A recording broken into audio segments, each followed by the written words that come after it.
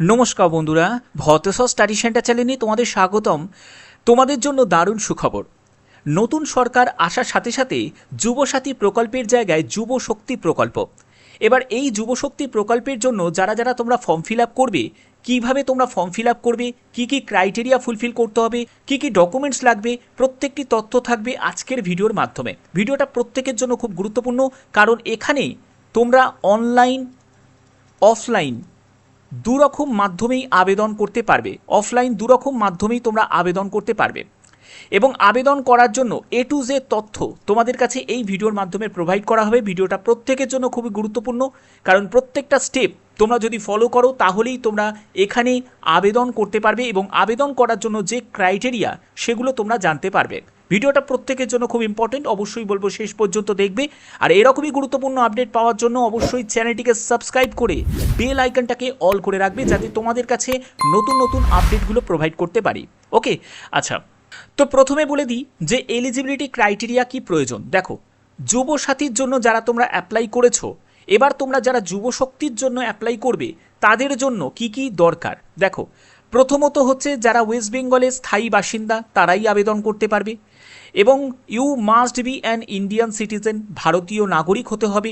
Unemployed at the time of application, অর্থাৎ অ্যাপ্লিকেশনের date থেকে তুমি আনএমপ্লয়েড যদি থাকো তারাই আবেদন করতে পারবে, অর্থাৎ বেকার যুবক যুবতীরা আবেদন করতে পারবে। এজ লিমিটের ব্যাপারটাই বলে রাখি যে কোনো এক্স্যাক্ট কোনো রেঞ্জ কিন্তু নেই। পরবর্তী দেখো, তোমাদের ব্যাঙ্ক অ্যাকাউন্ট লিঙ্ক করা থাকতে হবে আধার কার্ডের সঙ্গে, এটা কিন্তু খুব ইম্পর্টেন্ট, কারণ তোমরা যুবসাথীর জন্য যখন অ্যাপ্লাই করেছিলে তখনও যেরকম ছিল তোমাদের ব্যাঙ্ক অ্যাকাউন্টের সঙ্গে আধার লিঙ্ক করা, এখানেও কিন্তু সেই ব্যাপারটা থাকবে। এবার দেখো, পরবর্তী পয়েন্টটা কিন্তু খুব ইম্পর্টেন্ট, ভালো করে বোঝো। Once you find a job, অর্থাৎ তুমি যদি চাকরি পেয়ে যাও তাহলে কিন্তু আর মান্থলি 3,000 টাকা যে সরকারি যে প্রকল্পের যে ফেসিলিটি সেটা কিন্তু আর পাবে না, মানে স্টপ হয়ে যাবে। তার কারণ হচ্ছে যে এটা যেহেতু বেকার যুবক যুবতীদের জন্য, মানে একটা খরচ চালানোর জন্য দেয়া হচ্ছে, তোমার চাকরি হয়ে গেলে তোমাকে কিন্তু এই সুযোগটা আর তুমি কিন্তু পাবে না। ঠিক আছে, যেটা যুবসাথীর ব্যাপারে ছিল 5 বছরের ছিল, এটা কিন্তু তোমার যতদিন না তুমি চাকরি পাচ্ছ ততদিন তোমাকে এই ফেসিলিটি প্রোভাইড করা হবে। ওকে, আচ্ছা, পরবর্তী আমরা চলে যাচ্ছি। পরবর্তী দেখো, এখানে অ্যাপ্লাই প্রসেস। দেখো, তোমাদের প্রথমে বলে রাখি অনলাইন আর অফলাইন দুরকম মাধ্যমেই আবেদন করা যাবে। যেহেতু যুবসাথীর জন্য যারা আবেদন করেছিলে তাদের যে ডেটা অনুযায়ী সেটা যদি হয় তাহলে সেক্ষেত্রে তোমাদের নতুন করে হয়তো এনরোলমেন্ট করতে হবে, কিন্তু যে ডিটেলস যে ফর্ম ফিল আপ সেটা হয়তো নাও করতে হতে পারে, কারণ শুধু প্রকল্পের নামটা পরিবর্তন হয়ে যাবে, কিছু ক্রাইটেরিয়া থাকবে সেগুলোও হয়তো কিছু পরিবর্তন হবে এবং যে টাকার অ্যামাউন্ট সেটাও তোমাদের পরিবর্তন হচ্ছে, কারণ যুবসাথীতে 1500 টাকা ছিল, এখানে 3,000। ঠিক আছে, আচ্ছা, আমরা পরবর্তী দেখে নিই এখানে আর কি কি বলা হয়েছে। দেখো, এখানে প্রথমে বলে রাখি যে তোমরা দুরকম মাধ্যমে আবেদন করতে পারবে, অনলাইন বলো বা অফলাইন। এখানে বলছে যে first applicant may need to visit official website, official ওয়েবসাইটে তোমাকে ভিজিট করতে হবে। They will be required to enroll utilizing the versatile number, অর্থাৎ তোমাকে প্রথমে তোমার যে নাম্বার দিয়ে তুমি প্রথমে একটা এনরোল করলে, তারপরে বলছে আফটার এনরোলমেন্ট, যখন তোমার এনরোলমেন্ট হয়ে গেল তুমি অ্যাপ্লিকেশন ফর্মটা তুমি ওপেন হয়ে যাবে, এটা অনলাইন মাধ্যম তোমাদের বলছি। তারপরে applicants must fill all details carefully, অর্থাৎ তোমার যে সম্পূর্ণ ডিটেলসটা ফর্ম ফিল আপ যখন তুমি করবে, ফর্ম ফিল আপে তোমার সম্পূর্ণ ডিটেলসটা, তোমার ঠিকানা থেকে শুরু করে তোমার নাম, তোমার বাবার নাম, প্রত্যেকটি তথ্য একদম জেনুইনলিভাবে তোমাদের ডেটা মিলিয়ে মিলিয়ে কিন্তু ফিল আপ করতে হবে। এরপরে পার্সোনাল ডিটেলস, ব্যাঙ্ক ডিটেলস এবং অ্যাড্রেসে সম্পূর্ণ কারেক্টভাবে ফিল আপ করতে হবে। After filling the form the documents must be uploaded, কিছু ডকুমেন্টস থাকবে যেগুলো আমি পরবর্তী জায়গায় বলছি কী কী ডকুমেন্টস তোমাদের নিড রয়েছে। তারপরে তোমরা ফাইনালি ফর্মটা সাবমিট করতে পারবে। এটা গেল হচ্ছে অনলাইন মাধ্যম। ঠিক আছে, এবার যারা অফলাইন মাধ্যমে জমা করবে সেখানে কি থাকবে। Offline process applicants May visit local camp or offices, তোমরা জানো যুবসাথীর ব্যাপারে যেরকম বিভিন্ন ব্লকে ব্লকে যেরকম তোমরা ফর্ম কালেক্ট করছিলে, তারপরে ফর্মটাকে ফিল আপ করে সেখানে জমা দিচ্ছিলে, এখানেও কিন্তু সেরকমই ব্যাপারটা হবে। বিভিন্ন জায়গায় ক্যাম্প বসবে এবং ক্যাম্প কবে কোন নাগাদ বসবে, এর কি আপডেট থাকবে সেগুলোর জন্য তোমাদের কি করতে হবে, চ্যানেলটিকে সাবস্ক্রাইব করে রাখতে হবে, কারণ এই চ্যানেল একমাত্র তোমাদের জন্য অথেন্টিক জেনুইন যে ইনফরমেশনগুলো সেগুলো প্রোভাইড করে থাকে। পরবর্তী হচ্ছে দে ক্যান কালেক্ট দ্য যুবশক্তি ফর্ম। ঠিক আছে, তোমরা যুবশক্তি ফর্ম কালেক্ট করতে পারবে এবং প্রয়োজনীয় যাবতীয় ডকুমেন্টসগুলোকে সেলফ অ্যাটেস্টেড করে তোমরা জমা দিতে পারবে, সেই ক্যাম্পেই তোমরা জমা দিতে পারবে। ঠিক আছে, তো বোঝা গেল। এবার তোমাদের যে ক্যাম্প কোথায় কোথায় বসবে, দেখো তুমি যে জেলা থেকে বিলং করছো, ঠিক আছে, সেই জেলার মধ্যেই কিন্তু বিভিন্ন জায়গায় বিভিন্ন ব্লকে কিন্তু তোমাদের এই ক্যাম্প বসবে, সেখান থেকেও তোমরা অফলাইনে মানে ফর্ম কালেক্ট করতে পারো, আবার জমা দিতে পারবে। এবার দেখো, যদি তোমাদের যুবসাথীর জন্য যারা আবেদন করেছিল সেই ডেটা অনুযায়ী যদি ব্যাপারটা হয়, তাহলে কিন্তু এতটা কিন্তু প্রবলেম হবে না, কারণ খুব ইজিলিভাবে ব্যাপারটা হয়ে যাবে এবং শুধু প্রকল্পের নামটা চেঞ্জ হয়ে যাবে। ঠিক আছে, তো সেক্ষেত্রে কাজটা কিন্তু আরও সহজ হয়ে যাবে এবং খুব দ্রুত কিন্তু প্রসেসটা এগোবে। ওকে, আচ্ছা, পরবর্তী সময়ে যা হবে সেটা নিশ্চয়ই তোমাদের কাছে আপডেটটা থাকবে।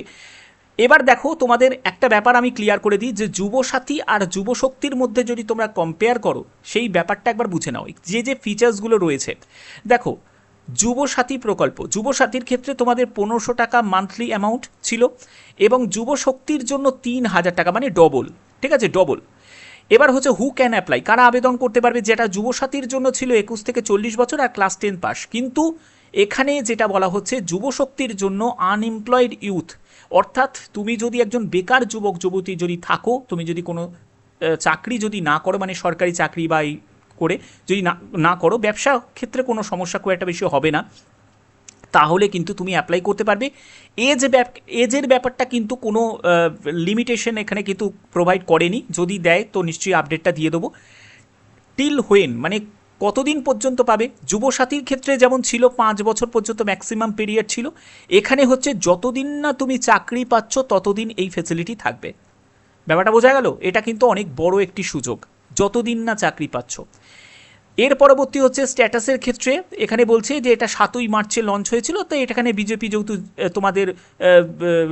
বিজেপি যেহেতু সরকার গঠন করেছে, তো সেক্ষেত্রে এক্সপেক্টেড জুন মাস নাগাদই কিন্তু এর এফেক্টটা শুরু হয়ে যাবার সম্ভাবনা রয়েছে। ঠিক আছে, তো এখানে তোমাদের রেজিস্ট্রেশনের ব্যাপারটা বিভিন্ন জায়গায় বিভিন্ন ক্যাম্পেইন হবে, তার মাধ্যমে তোমাদের ডিস্ট্রিবিউশন করা হবে। এবার দেখো, সবথেকে ইম্পর্টেন্ট পার্ট হচ্ছে ডকুমেন্টস। কী কী ডকুমেন্টস নিড আছে ভালো করে বুঝে নাও। দেখো, এই ডকুমেন্টস ছাড়া কিন্তু অ্যাপ্লাই করাই যাবে না, ভালো করে ব্যাপারটা বুঝে নেবে। হ্যাঁ, এবার দেখো যে তোমাদের এখানে আধার কার্ড লাগবে, সেটা যেন মোবাইল নাম্বারের সাথে লিঙ্ক করা রয়েছে। অনেকে আছে আধার কার্ড আছে কিন্তু মোবাইলে এখনও লিঙ্ক করেনি, তাদের কিন্তু হবে না, কারণ সরকারি প্রকল্পের ফেসিলিটি পেতে গেলে একটা কথা মনে রাখবে, আধার কার্ডের সঙ্গে মোবাইলের লিঙ্ক কিন্তু থাকাটা অত্যাবশ্যক। এরপরে হচ্ছে ভোটার আইডি কার্ড, তারপরে হচ্ছে ব্যাংকের পাসবইয়ের ফার্স্ট পেজ, সেটা কিন্তু লাগবে, কারণ তোমাদের ডিবিটি করানো থাকতে হবে। ঠিক আছে, এরপরে হচ্ছে পাসপোর্ট সাইজের ছবি, তারপরে সিগনেচার, সেটা তোমাদের প্রয়োজন আছে। তারপরে এডুকেশন কোয়ালিফিকেশান, দেখো এডুকেশন কোয়ালিফিকেশানে যেহেতু একটা কোনো ধার্য হয়নি, তবে এখানে 10th পাসই কিন্তু থাকার সম্ভাবনা রয়েছে, মানে ন্যূনতম যোগ্যতা একটা 10th পাস তো দরকার। কোনো সরকারি বা কোনো জায়গায় চাকরি করতে গেলে এখন 10th পাস যোগ্যতাটা দরকার হয়। তো সেক্ষেত্রে এটা যেহেতু বেকার যুবক যুবতীদের দেওয়া হচ্ছে, মিনিমাম তোমাদের 10th পাসটাই কিন্তু থাকার সম্ভাবনা রয়েছে। ঠিক আছে, তো 10th পাসের ক্ষেত্রে তোমাদের 10th পাসের অ্যাডমিট কার্ড, মার্কশিট, সার্টিফিকেট সব রেডি রাখবে। ঠিক আছে, তারপরে হচ্ছে কাস্ট সার্টিফিকেট, মানে এসসি এসটি ওবিসি বা ইডাব্লিউএস থেকে যদি বিলং করে থাকো, ঠিক আছে, তার জন্য প্রয়োজনীয় সার্টিফিকেট লাগবে। ফিজিক্যাল হ্যান্ডিক্যাপ্ট হলে তারও সার্টিফিকেট কিন্তু রেডি রাখবে। অ্যাক্টিভ মোবাইল নাম্বার, অবশ্যই তোমাদের ওটিপি ভেরিফিকেশান হবে, সেটাও কিন্তু প্রয়োজন আছে। ওকে, আচ্ছা, এবার হচ্ছে যে আবেদন কবে থেকে শুরু হবে। দেখো, তোমাদের জুন মাস থেকেই কিন্তু সবথেকে মেন পসিবিলিটি রয়েছে আবেদন শুরু হওয়ার। ঠিক আছে, এবং এখানে যদি পুরনো ডেটা অনুযায়ী, আবার বলছি, যুবসাথীর যদি তোমাদের পুরনো ডেটা অনুযায়ী ব্যাপারটা হয়, তাহলে কিন্তু অনেক ইজি হবে, খুব তাড়াতাড়ি কিন্তু প্রসেসটা এগোবে। আর যদি তোমাদের নতুনভাবে হয়, অ্যাপ্লিকেশন হয়, ঠিক আছে, বা এনরোল করতে হয়, তাহলে কিন্তু একটু সময় লাগবে। ঠিক আছে, প্রসেসগুলো কমপ্লিট করতে, কিন্তু জুন মাস থেকেই কিন্তু এক্সপেক্টেড তোমাদের শুরু হয়ে যাওয়ার সম্ভাবনা। ঠিক আছে, তো এখানে তোমাদের যে সব সম্ভাবনা, যে নিয়মাবলী যেগুলো আমি তোমাদের বললাম, সেগুলো কিন্তু সরকারিভাবে চূড়ান্তভাবে পরবর্তী সময় কিন্তু ঘোষণা করা হবে। তবে যেগুলো থাকবে, এগুলো কিন্তু সম্পূর্ণ তোমাদের কাছে ক্লিয়ার করলাম। আশা করি ভিডিওর মাধ্যমে প্রত্যেকটি তথ্য তোমাদের কাছে তুলে ধরতে পেরেছি। ভিডিওটা প্রত্যেকের জন্য খুবই ইম্পর্টেন্ট, বেশি করে শেয়ার করো যাতে প্রত্যেকে এই ইনফরমেশনটা পায়, কারণ তোমরা অনেকেই কমেন্ট করছিলে যে স্যার যুব শক্তির ব্যাপারে কি আপডেট রয়েছে সেই আপডেটটা দিন। তো সেই আপডেটটাই তোমাদের কাছে আমি প্রোভাইড করলাম, ঠিক আছে। তো যদি ভিডিওটা ভালো লাগে একটি চ্যানেলে লাইক করে রাখবে, চ্যানেলটিকে সাবস্ক্রাইব করে রাখবে, বেল আইকনটাকে অল করে রাখবে। এখনের মতো এইটুকুই, টাটা।